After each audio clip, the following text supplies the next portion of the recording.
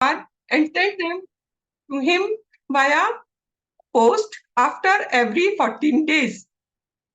She would send a letter to Prabhupada along with the laddus. Every time Prabhupada would write back to Rukmini Mataji, thanking her for her service. Once Rukmini Mataji had become very thin. Prabhupada was concerned when he saw her. Prabhupada chastised her husband and said, I have given you my daughter. You have not taken care of her. In this way, Rukmini Mataji became so dear to Srila Prabhupada that Prabhupada would care for her like her loving grandfather. Rukmini Mataji is a traveling teacher and a preacher. Mataji also runs a business called Kindred Spirits, and she donates the earnings from that business to ISKCON Communications.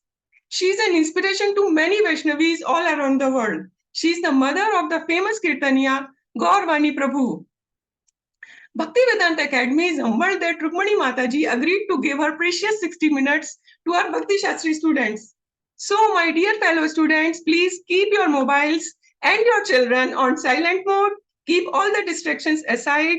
Give your ears and full attention as our esteemed speaker enlightens us on the topic Bonds of Love. Over to you, Mataji.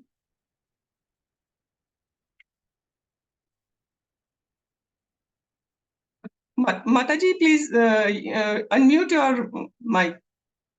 There you go. Thank you you very much for this very kind and generous introduction, and thank you for inviting me. Can you hear me okay? You can hear me? Yes, Mataji, yes. Thank you so much. I'm very grateful to be here with all of you today. So let me say a few prayers.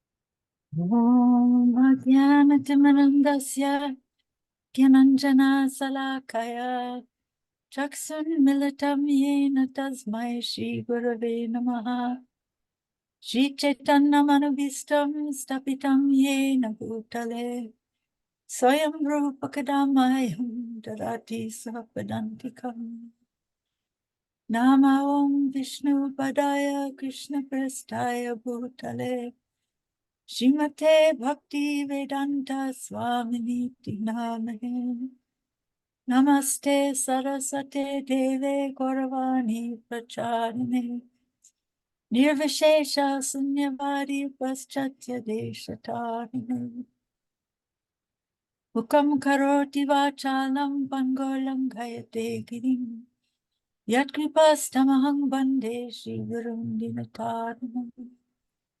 Vanchakalpatarubhyascha Kripasindhu Vaivaccha Patitanam Pavanebhyo Vaishnavebhyo Namo Namaha Jai Shri Krishna Chaitanya Prabhu Nityananda Shri Advaita Gadadhar Shivasari Gaura Bhaktavinda Hare Krishna Krishna Krishna Hare Rama Sasyastu Visvasya Kalo Prasidatam Danyantu Bhutani Shivam Mitodiya Manastu Badram Bhajatada Voksaje Aveshatam No Matirapya Vaitiki.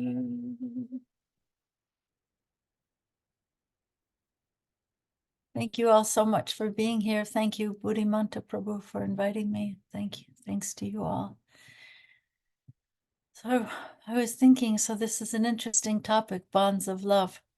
What could be a more dear topic, actually? The most precious gift we can give or ever give or receive is to love or to be loved.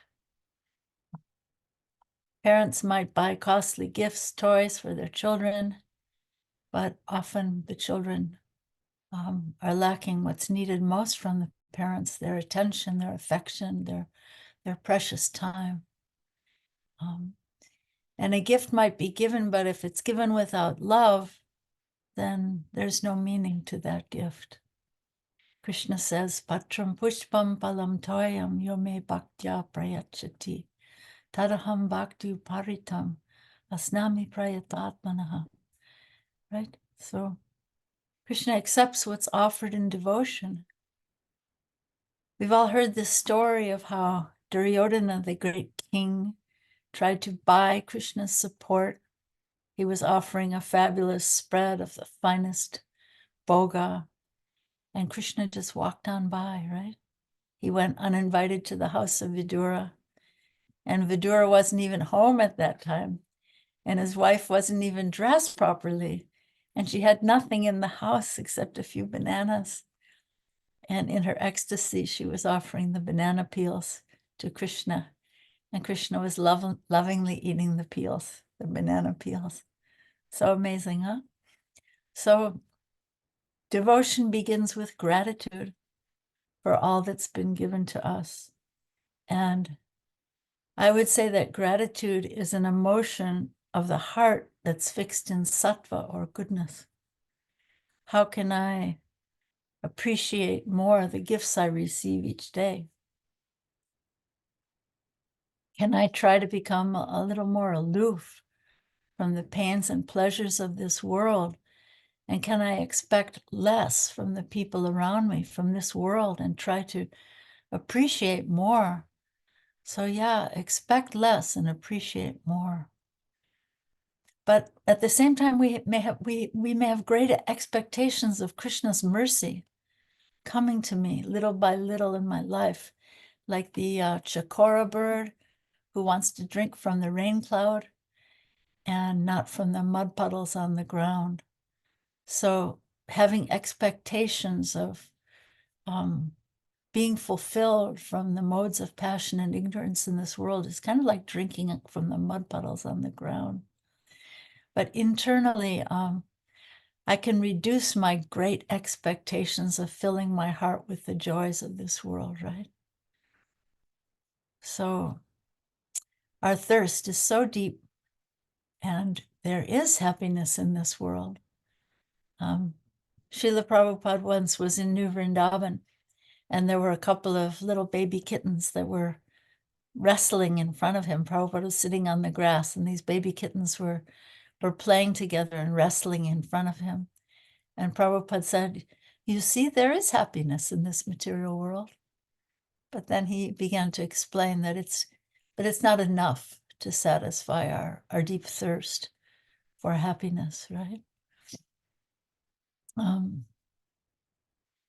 Yeah, so if I can try to appreciate even the tiny gifts or blessings that come my way and try to become a little aloof to the great expectations I have from this world, then the control of the lower modes of passion and ignorance can begin to slacken their tight hold around my throat, around my heart.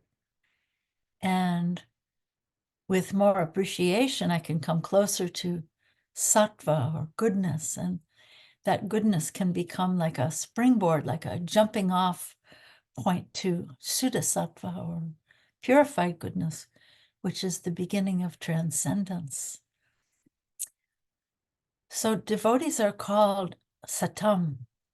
In Srimad Bhagavatam, first canto, first chapter in the second verse, it says,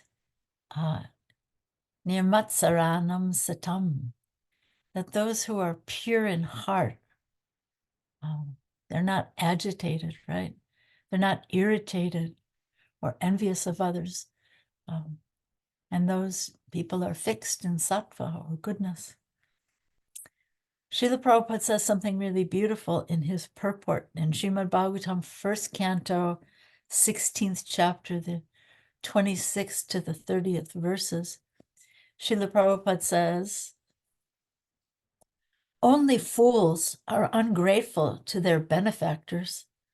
The Lord, however, does not require benefit from anyone because he is full in himself.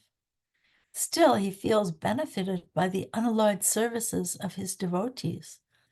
The Lord feels grateful to his devotees for such unsophisticated, unconditional service and tries to reciprocate it by rendering services, although the devotee also has no such desire in his heart. So Isn't that so interesting that the Lord feels grateful, but we fools, we don't feel grateful. We're ungrateful. I expect more than what I get. I notice all that I'm doing, but I only notice all the things that other people are not doing. Even Krishna. Krishna, why did this happen? Why did I have to go through this or that? I'm always comparing and calculating and judging. Sometimes it's said that comparison is the thief of joy. Have you heard that one before?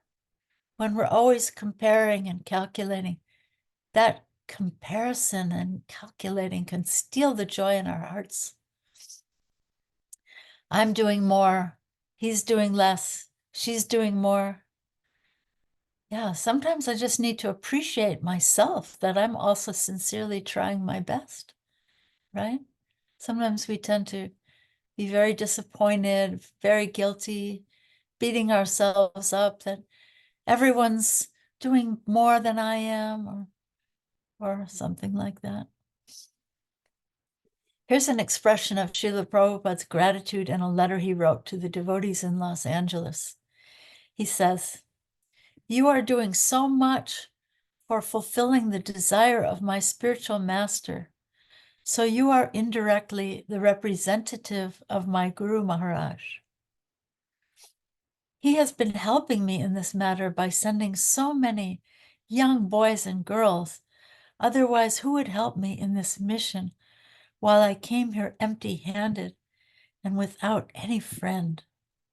I can only pray to Krishna to take care of you.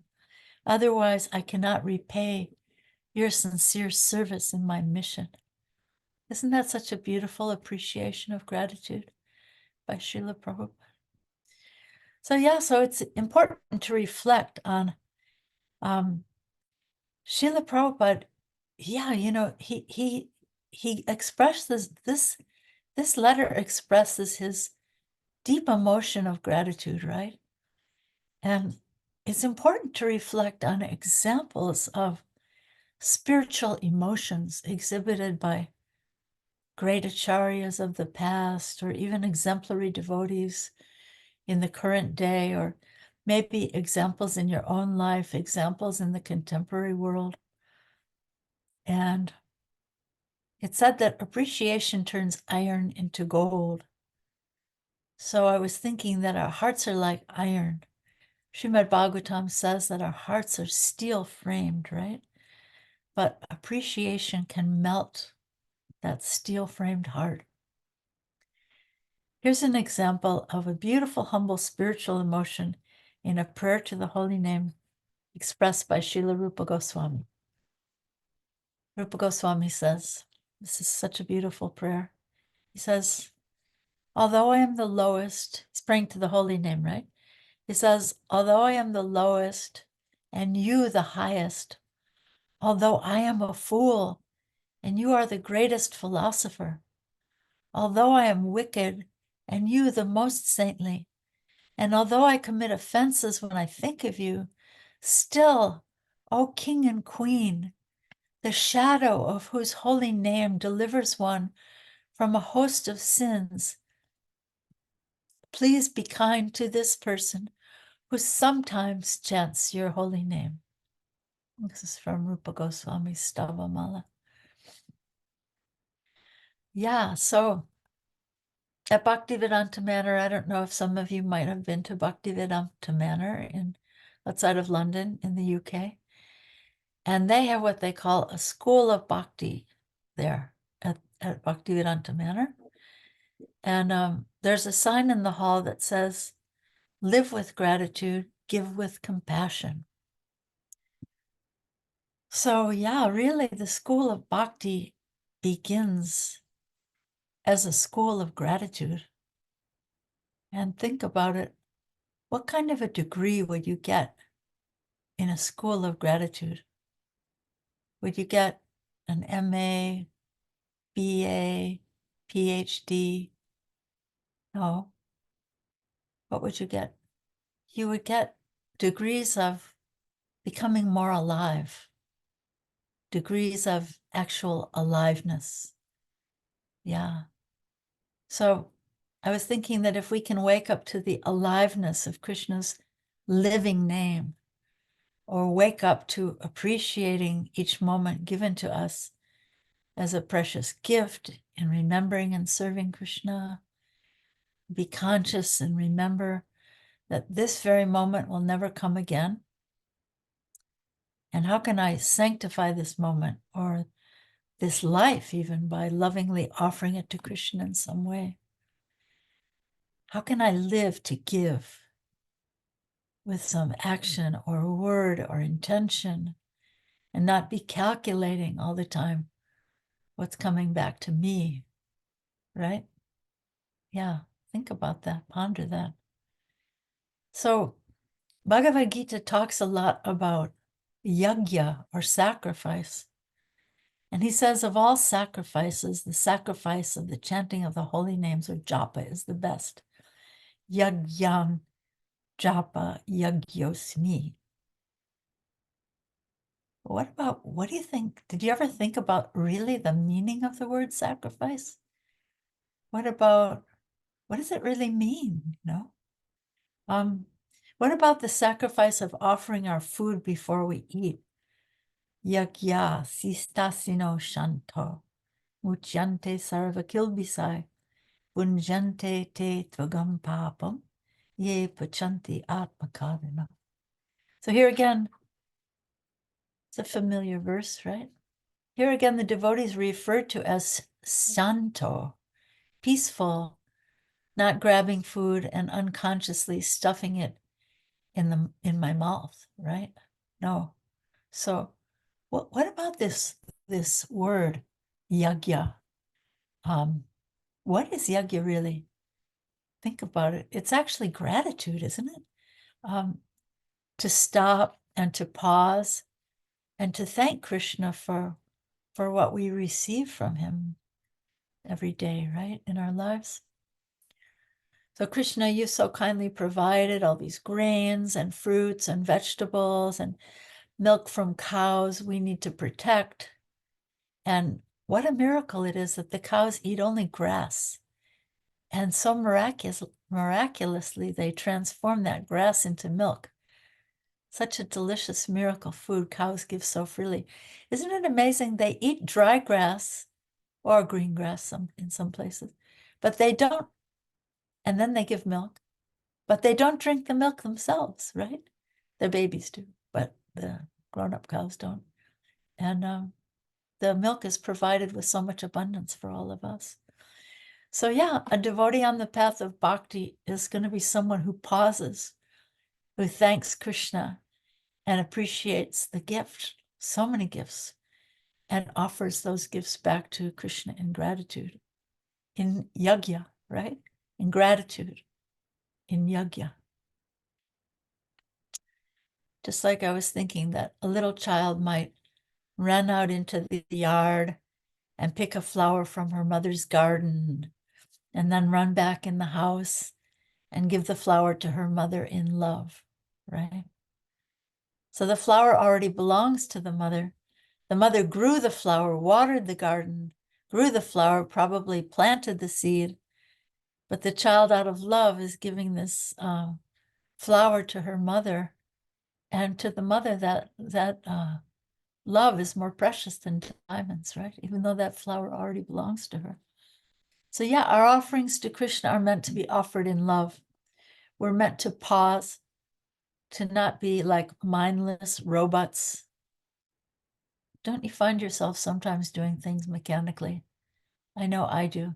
Sometimes I'm doing things so mechanically, and it takes me a while before I realize, oh my goodness, I haven't even consciously said anything to offer this to Krishna in gratitude.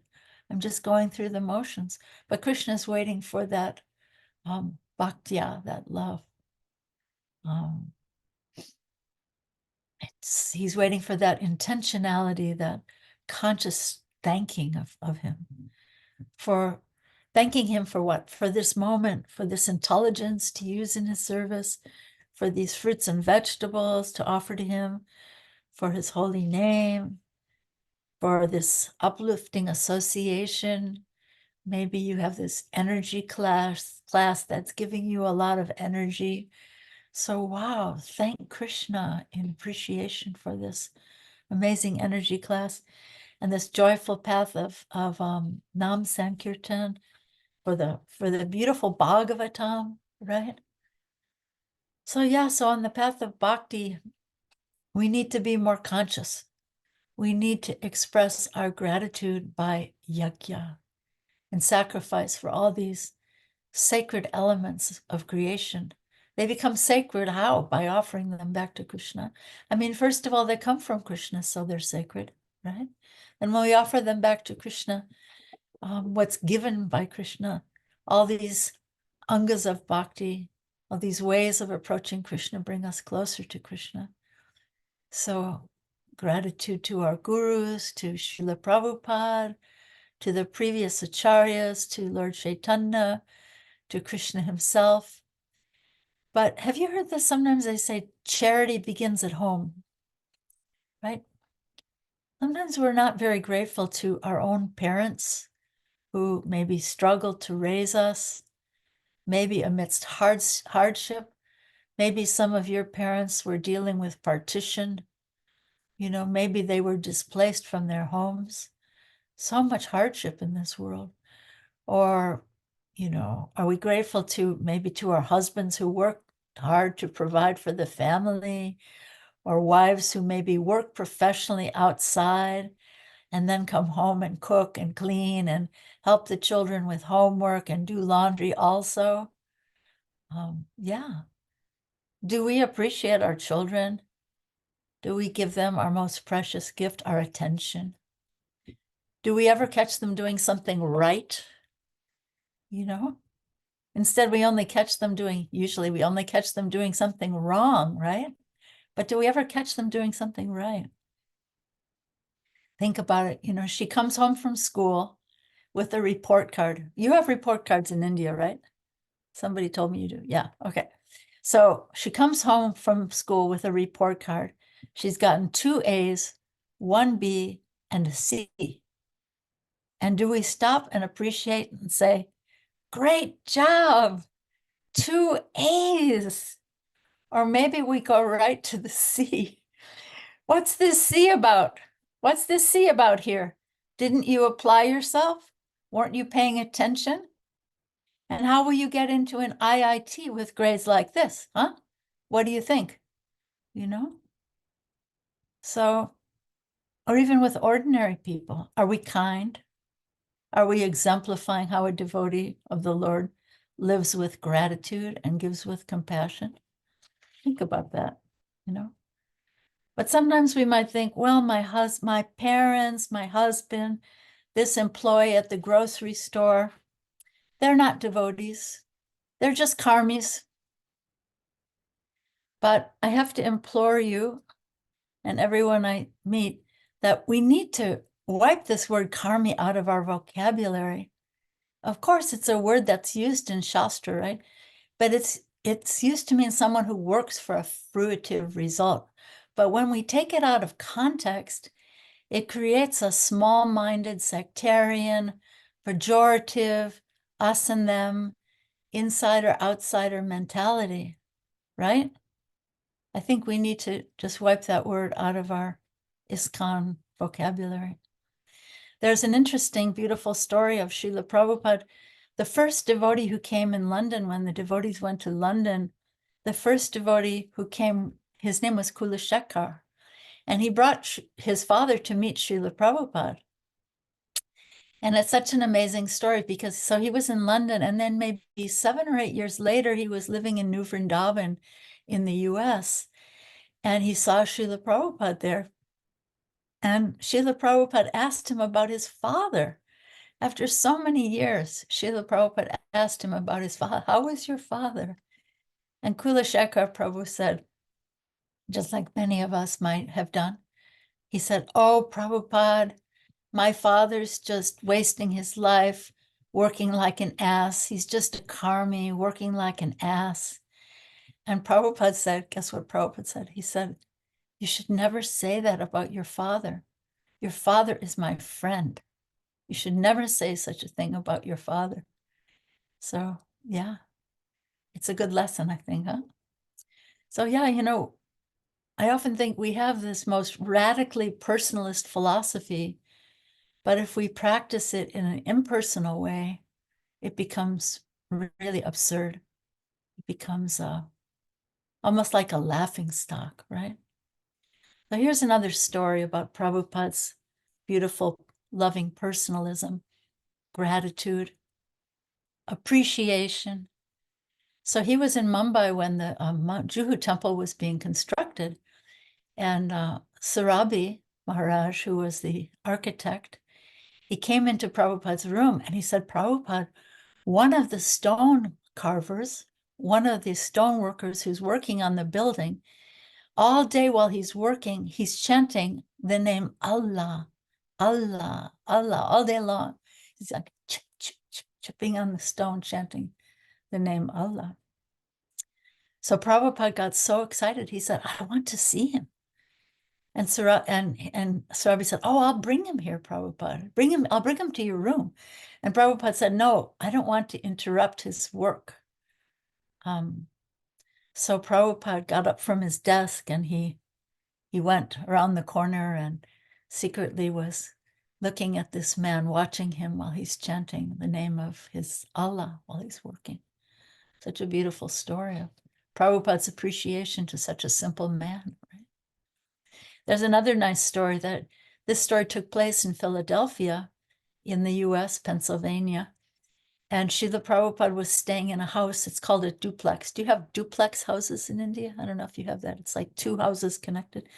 So Srila Prabhupada was staying for a few days in one side of this duplex, and the devotees were outside waiting for him to come on his walk.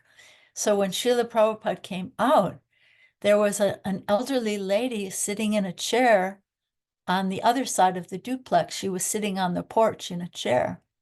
And the devotees were all Jai Prabhupada and ready to go for the walk. And Srila Prabhupada walked down the stairs, and instead of walking out to take the walk, he just turned right around and he turned and went over to that elderly lady.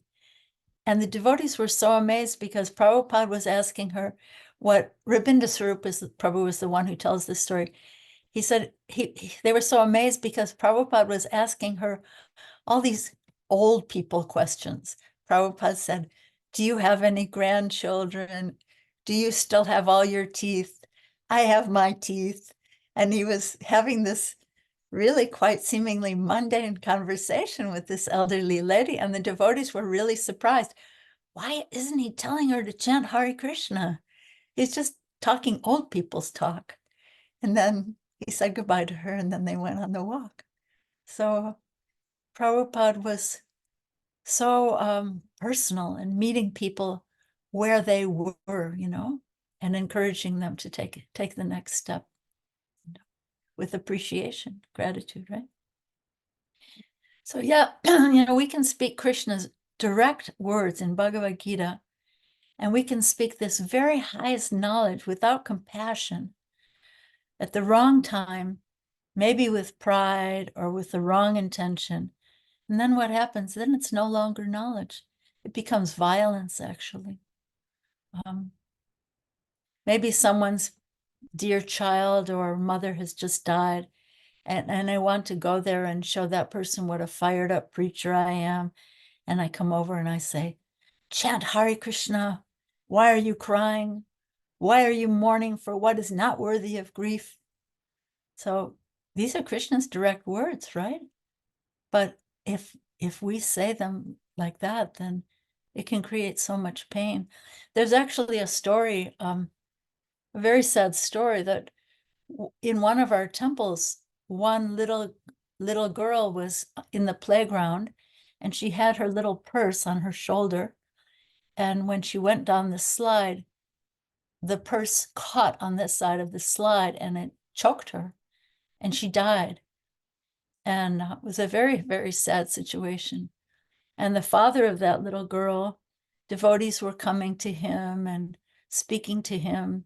And he made a very interesting comment. Here he is, this very sad, grieving father who just lost his dear child. And he was saying that he felt the devotees were not coming for him, but they were just coming to him to satisfy their own need to preach. They weren't really coming out of concern and care for him. So, yeah, how was that helpful, you know? Knowledge applied without compassion is no longer knowledge. So here's a really beautiful meditation I hope you like. It's appreciating what we receive in community. See if you like this one. It said, we build on foundations we did not lay. We warm ourselves with fires we did not light. We sit in the shade of trees we did not plant. We drink from wells we did not dig. We profit from persons we did not know. This is as it should be. Together we are more than any one person could be. Together we can build across generations. Together we can renew our hope and faith in the life that is yet to unfold. Why? Because we're ever bound in community. So this is gratitude. This is appreciation, right? So beautiful. Do you like this? Gratitude, appreciation. Yeah, so, you know, in Nectar of Instruction, 3 levels of consciousness in devotional service are discussed. Maybe in your energy class, you've been discussing Nectar of Instruction. So first of all, the beginner or the Kanista Adhikari. Then there's the middle level devotee or Madhyama Adhikari, and then the highest devotee, the Uttama Adhikari. So this neophyte or beginner in devotional service sees God only in the temple, right? And to be specific, only in my temple and only the way I'm doing it. Very sectarian mentality, us and them, small-minded thinking, insider-outsider mentality, full of judgment, not compassionate, prideful, not wanting to help or encourage, just wanting to show off that I know all the rules, I'm better, I'm more senior than you, I will tell you, and I'm going to point out all the ways you're doing it wrong, even if you're a guest who just walked into the temple for the first time, right? It's a very sad situation when this happens, and sadly, it happens in so many of our temples, right? So then another disqualification of a neophyte devotee, they like to brag, they like to drag down, criticize someone who's senior or more advanced. They like to brag and show off to their peers or those who think differently from the way they think. And they tend to be unkind or abusive to someone in a lower position. I don't know if you've heard of the philosopher Martin Buber, but he talked about having an I, thou mentality toward others, seeing other people as sacred or holy. It's a beautiful idea, right? Thou, like you would say to divinity, I, thou. Instead of that, sometimes I might have an I, it mentality, right? Treating other people as though they're just objects for my manipulation, right? So then the middle level devotee adores and tries to serve the Supreme Lord and honors those who are senior or more advanced, even when he might disagree with them. He makes friends with peers, tries to uplift and encourage innocent people, and he avoids those people who are arrogant or people who just want to fight, right? And then, of course, there's the highest level devotee who sees others as serving Krishna better than herself, thinking that only I'm unable to serve Krishna nicely, properly, and recognizes that all living beings are beloved, sacred parts and parcels of Krishna. So I don't know if you've heard this one before, but one of Bhaktivinoda Thakur's songs in his Gitavali, listen to what he says. He says, "Why do you continue to hate the way the Lord is worshipped by people of other lands? there exist a number of authentic ways to worship God, according to the customs of various peoples living in different countries. Some people worship the Lord in an untidy or careless manner. Some people worship him by bending down on their knees. Still others close their eyes while worshiping his impersonal Brahman aspect. Some people worship him by assuming yoga postures, and some immerse themselves in the congregational chanting of the Lord's holy names. But all of them worship that one and only supreme treasure, Lord Sri Krishna. Then he says, therefore, you should all reflect a mood of brotherhood and live together in transcendental friendship. Always practice devotional service to Lord Hari, whether in situations of life or death. Then ultimately, as aspiring devotees, right, we're meant to try to begin to awaken, some higher sentiments, to not be stuck on this criticizing, judging platform, but we're meant to be trying to awaken the emotions, the spiritual emotions of the heart, right? In Srimad Bhagavatam, first canto, first chapter, text number 3, it says that the Bhagavatam is written for the bhavukas, or the rasikas, for those people who are able to experience and relish rasa, or spiritual emotions. This verse, Nigama kalpataror galitam palam sukhamukad amrita drava samyutam pibata bhagavatam rasamalayam muhurato ahorasika bhuvi bhavaka. So poetic. O expert and thoughtful men, relish Srimad Bhagavatam, the mature fruit of the desired tree of Vedic literatures. It emanated from the lips of Sri Sukadeva Goswami.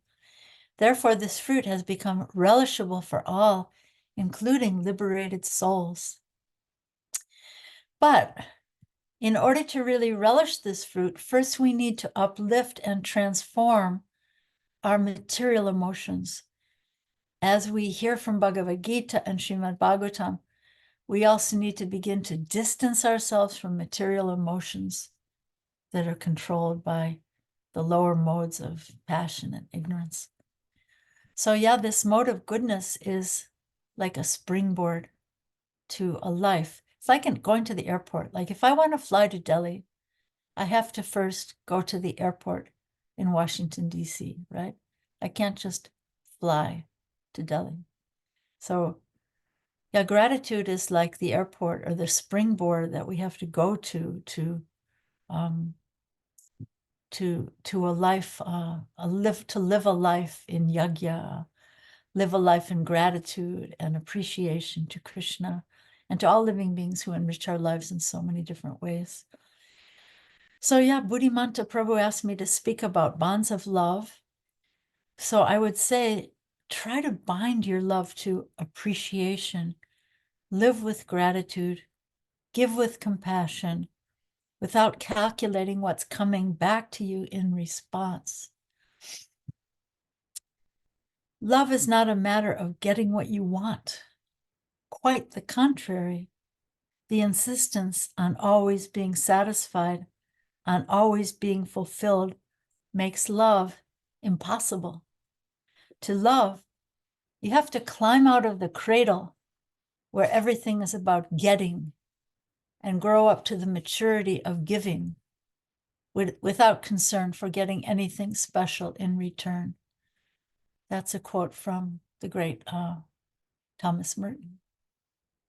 Grow up to get out of the cradle and grow up to the maturity of giving. So appreciate, express gratitude to the well-wishers in your life.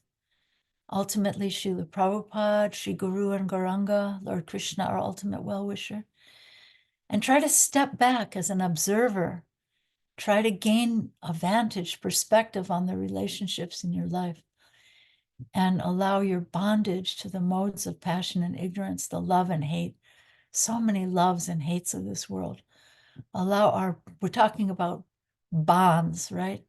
So in order to experience bonds of love, we have to let those bonds slacken those bonds of the love and hate of this world.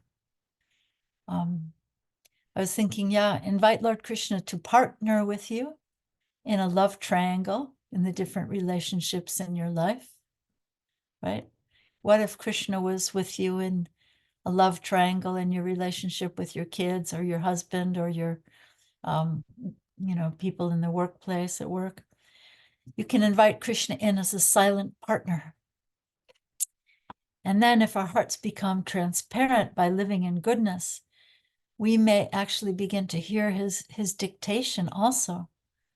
That silent partner, Krishna, may actually begin to speak if we want that, if we desire that, like the chakora bird waiting to receive from that rain cloud of mercy, right? So in closing, I just want to share this quote from Srila Prabhupada that I think is very overflowing with appreciation and gratitude. See if you like it. He says, when we become convinced that Krishna is our intimate friend and protector, how happy and peaceful we will be. Just be in love with Krishna. Then you will see how much tranquility you will feel, how you are protected by Krishna, how you avoid insufficiency, how you become pure, and how you make progress in spiritual life. Thank you very much. So thank you, Srila Prabhupada, Jai Srila Prabhupada, and thank you all so much for being here. And maybe you have some reflections, or what was a takeaway, what was important for you here, or maybe there's some questions. Haribo. Is there still time?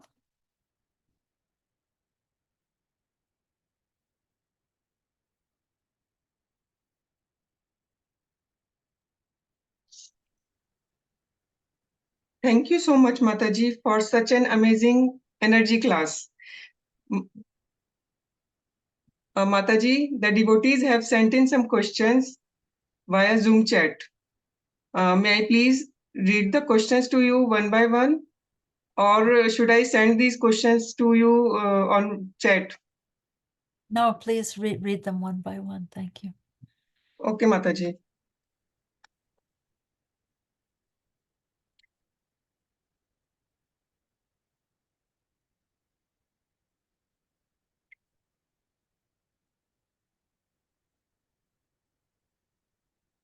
Yes, there is one question, Mataji. Hare Krishna, Mataji.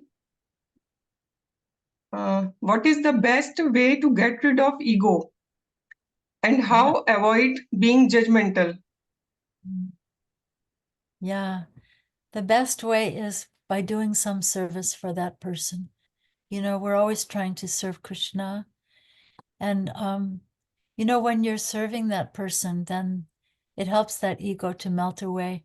Did you ever notice that a mother is not usually very egoistic and critical? Sometimes she might be, but usually a mother's not very egoistic or critical of her children because she's serving them all the time.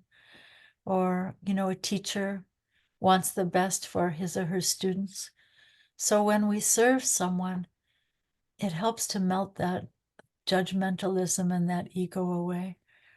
Sometimes there are difficult relationships in our temple. Sometimes someone might say something that I feel like, oh, she just bit my head off, But the best thing to do in that situation is maybe wait a little while, and then, you can bring her some Mahaprasadam, or you can bring her some tulsi or a flower and say, this is for you. I just want to thank you because you're such a nice devotee. You don't have to be fake about it, Sometimes, if you want to appreciate someone, it's good to be specific, You might say, oh, you're such a great devotee.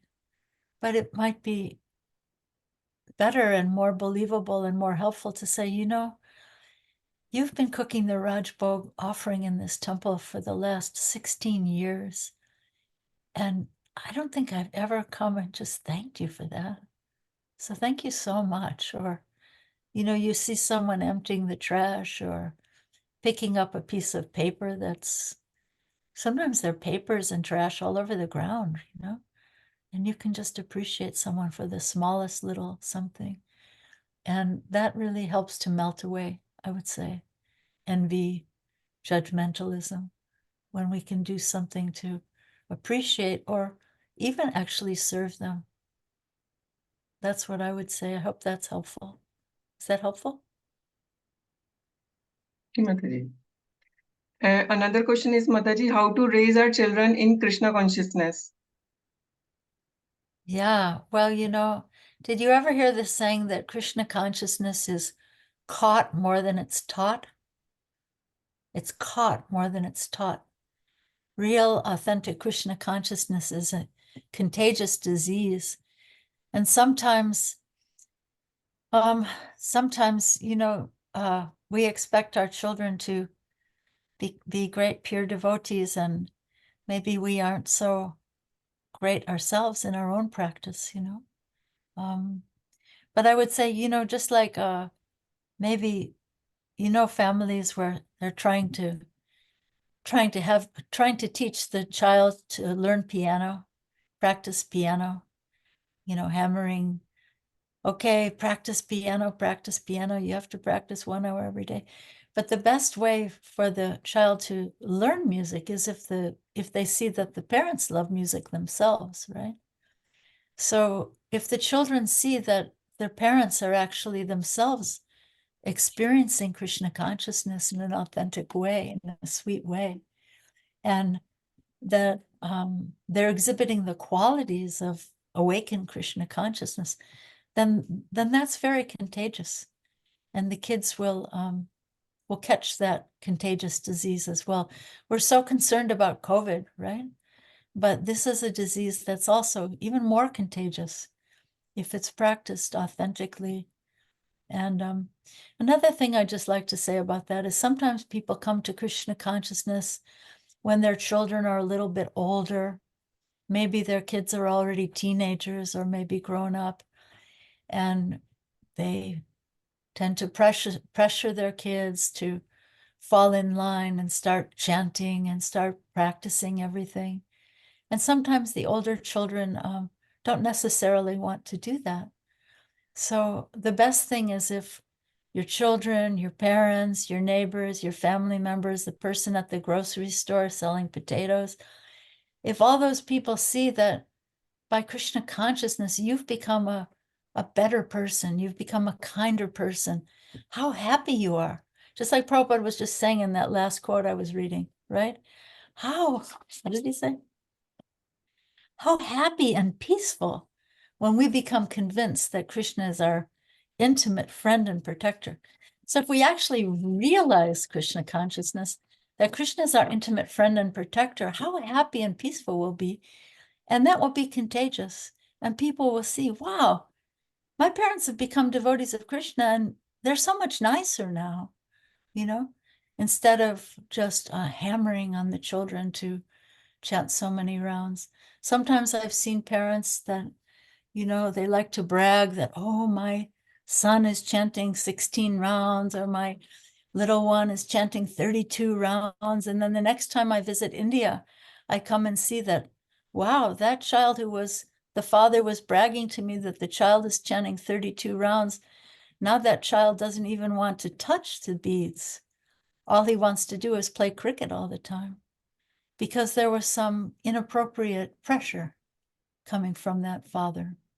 Sometimes it's an ego game that the parents want to show off to the other parents. My child is a little Prahlad Maharaj, my child is getting initiated at the age of 12 or 5.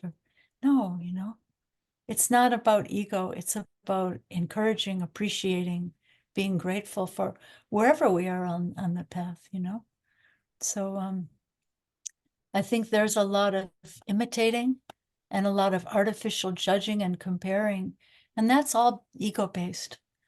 So most of all, we need to encourage and appreciate wherever people are, Is that helpful? I hope that's helpful. I'm not seeing the face of the person who asked that question, but I hope it's a little bit helpful. Next question, Mataji. Hare Krishna, Dandavat Pranam. Please accept my humble obeisance. Mataji, how to rectify the habit of fault finding? Yeah. We're also expert at fault finding, right?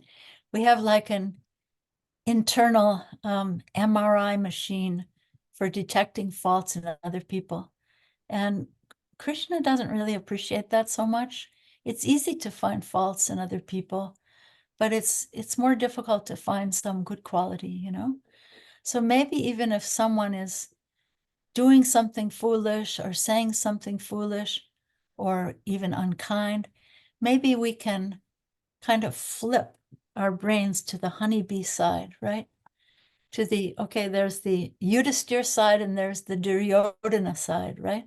So we have so much vocal criticizing coming from our Duryodhana side, the bad dog side, right? But if we can try to fan that Yudhisthira side, and maybe somebody's saying something mean or offensive or foolish, we can think, maybe this person is, saying something foolish, but really, she's such a nice devotee. Or really, in her heart, she's trying to become such a nice devotee, or he's trying to become such a nice devotee. Like, appreciate even the intention, just the fact that the person's even just trying to be a devotee. I'll tell you a story. When I was a young devotee, I don't know if you've ever heard the name Vishnu Jan Swami. He was a wonderful, wonderful, highly realized devotee in our movement. He's no longer with us, unfortunately. But I was doing a service with him. We were making Simply Wonderfuls, like in the kitchen, making these little sweets.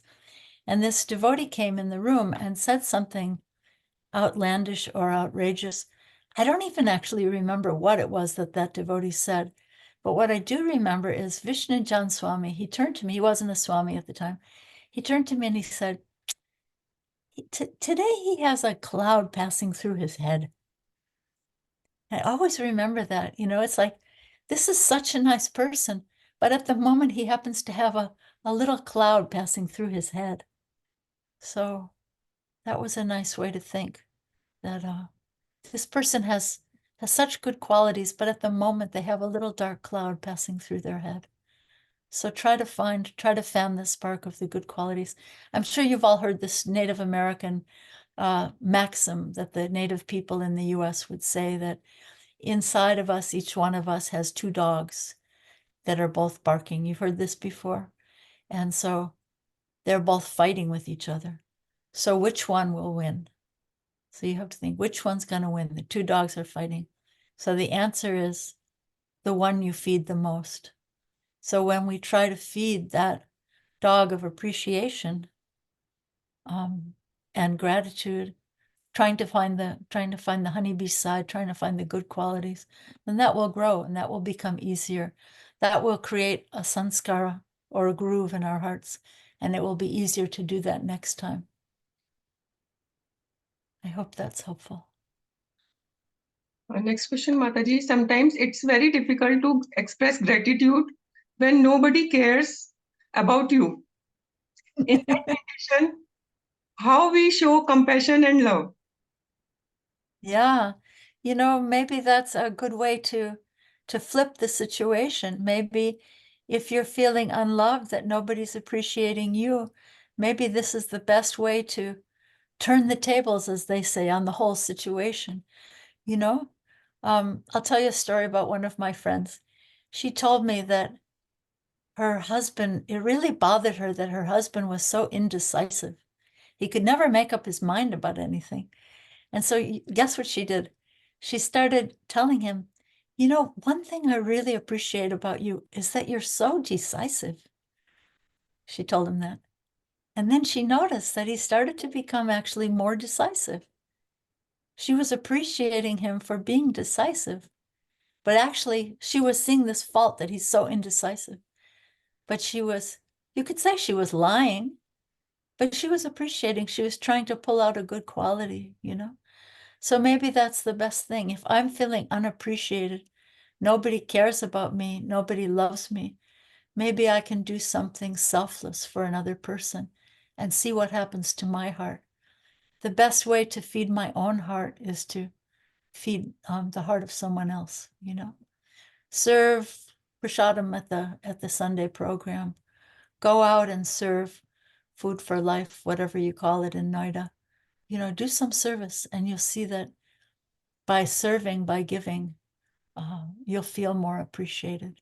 It's a mystical quality of serving Krishna and serving others, because all living beings are dear to Krishna. Even the one who's being mean to you is also dear to Krishna. So if you try to do something nice for that person, maybe it will create a domino effect. Try it, it might work.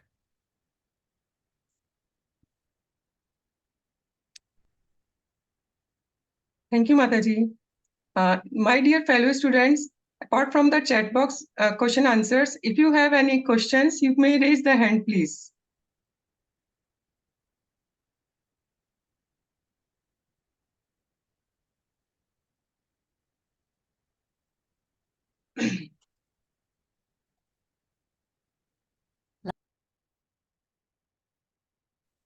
Hare Krishna Mataji, now please accept my humble obeisances.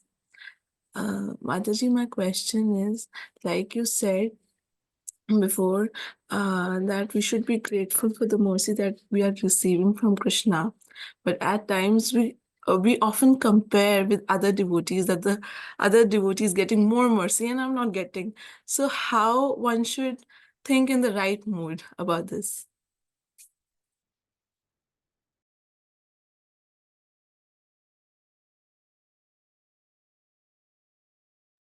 Hare Krishna, Mataji. There we go. Okay. Yes. You know, Krishna consciousness is not a short sprint as a 50-yard dash. Do you do any running in school? You know, it's not a short sprint. It's a long distance run of a lifetime. Actually, it's a long distance run of many, many lifetimes.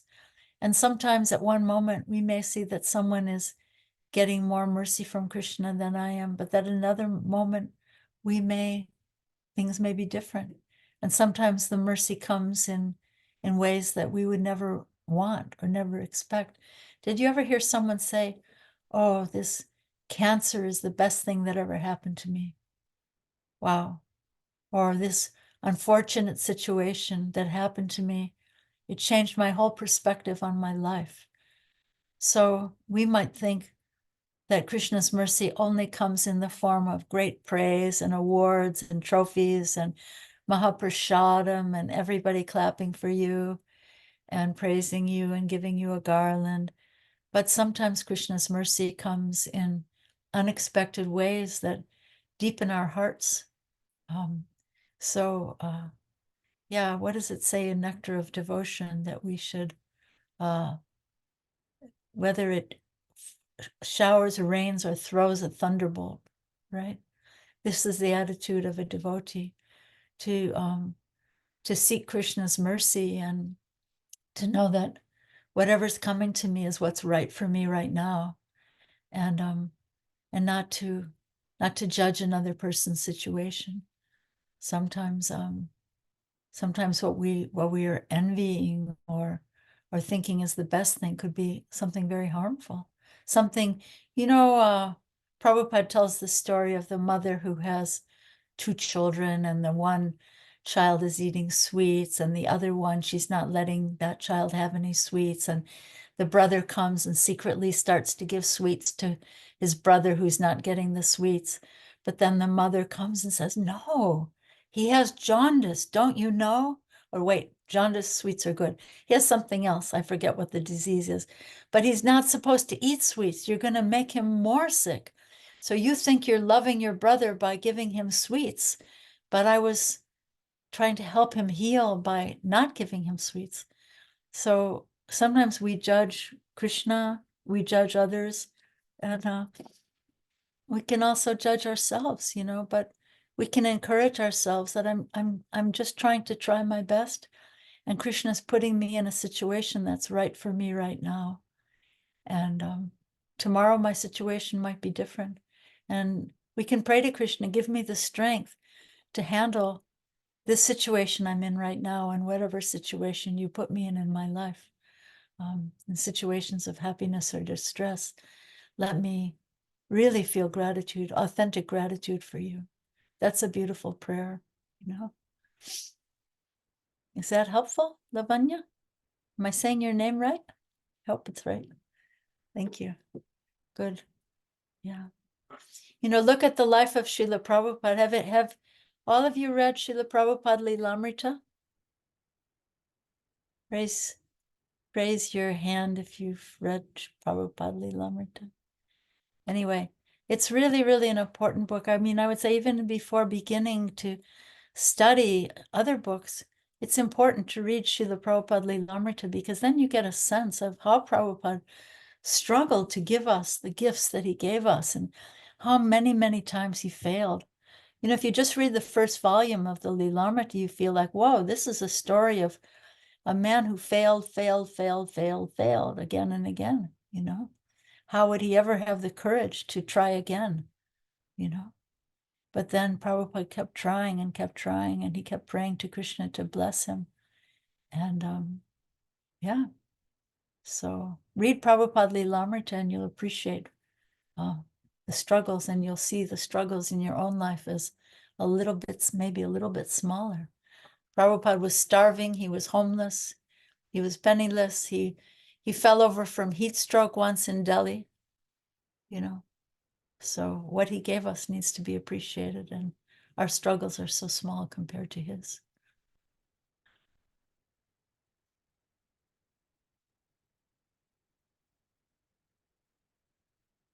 Thank you, Mataji. Any more questions? Okay. On behalf of Bhaktivedanta Academy, ISKCON Noida, thank you so much, Rukmini Mataji, for taking out your time, for so patiently answering all the questions and giving us your mercy. This was truly an unforgettable experience, Mataji. We pray to receive more of your mercy, Mataji, virtually and hopefully someday physically in Noida. Maybe when you next visit India on transit to Vrindavan, you could give us some of your precious time. Mataji, before we end today's energy class, would you like to give a final message to our Bhakti Shastri students as a blessing, as the students have Bhagavad Gita Module 2 exam tomorrow? Oh, very good. Well, I'll just offer all my prayers to Srila Prabhupada, that you catch the essence of his writings, catch the essence of the spirit in which he gave all of these books with so much struggle, and just I pray to Prabhupada to bless all of you with very sincere Krishna consciousness in your life going forward. Hare Krishna. Once again, thank you so much, respected Mataji, for taking out your precious time and blessing us with your presence. We Hare can Krishna. now close this meeting. Thank you, everyone. Srila Prabhupada ki jai. Thank you so much.